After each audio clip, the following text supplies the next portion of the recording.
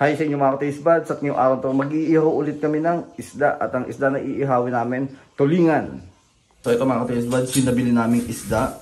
So ayan, tulingan na talaga naman napakalaki. Ito mas malaki yung isa kesa dito. Ayan, pero mas parehas naman na masarap yan. So hiniwa-hiwa na rin yan, then nilagyan ng asin. So ito guys, ayan o, nagpapabaga na kami. Ayan, pinapabaga niya. So astig yung ginagamit naming ano. Ayan o, hindi pa may pay. O diba? Astig yan.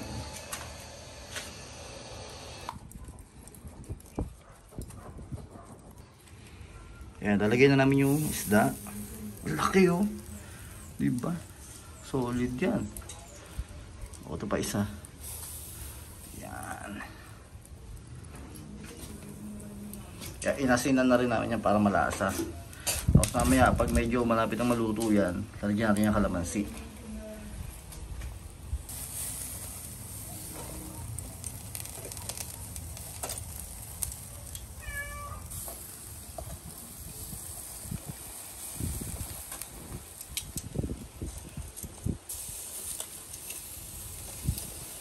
Sarap.